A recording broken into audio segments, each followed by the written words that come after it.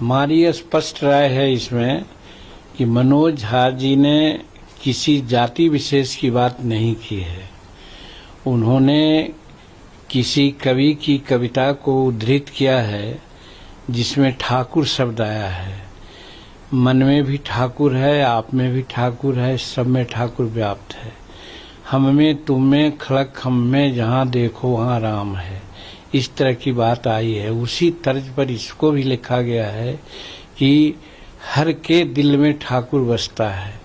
तो ठाकुर का मतलब दृश्य शक्ति है, अलौकिक शक्ति है, उसके बारे में उन्होंने बात की है। कोई जाति विशेष की बात नहीं की है। और आगे उन्होंने जो बात कही है उससे भी मैं पूर्ण रूप में सहमत हूँ कि मन का हमारे जो ठाकुर हैं उनमें कहीं न कहीं विकृति आ गई है, जिसके चलते आज हम महिलाओं का आदर नहीं कर रहे हैं, समाज के निम्नतम लोगों की आदर नहीं कर रहे हैं, दूसरों की जमीन हड़प रहे हैं, हत्या कर रहे हैं, छिनतई कर रहे हैं, नक्सलिज्म बढ़ रहा है, राष्ट्रद्रोह की बात आती है। ये सारे बात आती है तब कि जब मन का ठाकुर है वो गड़बड़ हो जाते हैं तब। तो उस मन के ठाकुर की बात उन्होंने की है, न कि जाति विशेष की बात की है।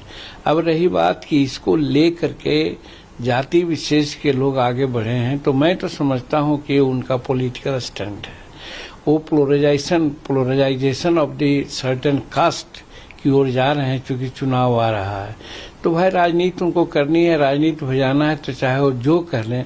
लेकिन मेरा पर्सनल व्यू है कि मनोज झा ने कोई गलती नहीं कहा है। वो किसी कवि के कविता को उद्धृत किया है और यही कहा है कि मन के ठाकुर हमारे विकृत हो गए हैं, जिसके चलते आज इतने प्रकार की समस्याएं आ रही है। महिलाओं के प्रति सम्मान हमारा नहीं है, अन्य लोगों के प्रति सम्मान नहीं है, सहिष्णुता समाप्त हो गई है, राष्ट्र का प्रेम भी हम कहीं न कहीं दूसरे रूप में देख रहे हैं।